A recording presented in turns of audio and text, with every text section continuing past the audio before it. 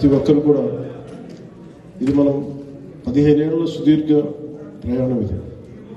So మనస్ఫూర్తిగా మీ అందరూ ధైర్యంగా పోటీ చేసినందుకు ముందుగా మీకు అందరికీ అభినందనలు తెలుపుతాను.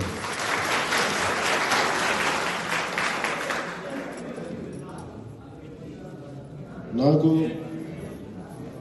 ఈ చైతన్యం, ఈ ధైర్యం, ఈ దమ్ము తెలంగాణ నేల ఇచ్చింది. నేను ఇక్కడి నుంచి ఏం ఆశించట్లా. మన వంతు మన నేల, మన దేశం, మన తెలంగాణ, మన తెలుగు నేల. దానికి జనసేన తరపు నుంచి మనం ఏం చేయాలో మనం కలిసి పెట్టుకోవాలి. మనకి వ్యక్తిగతంగా ఎవరు శత్రువులు ఉంటాయి కానీ పాలసీ పరంగా విభేదాలు ఉంటాయి తప్ప శత్రువులు ఎవరు పాలసీ పరంగానే విభేదాలు ఉన్నాయి. ఇంతకుమించి బెటర్ పాలసీ చేయొచ్చు, ఇట్లా చేయొచ్చు.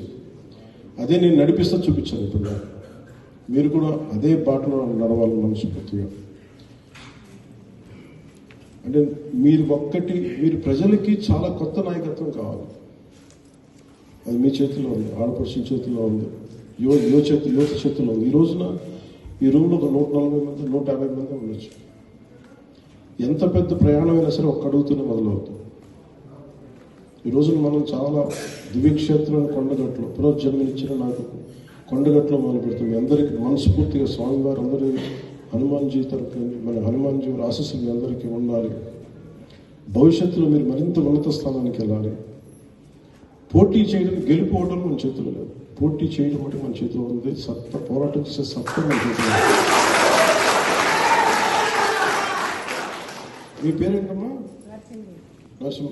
ఏ పంచాయతీ? మట్టల్ నారాయణ ఖేడా.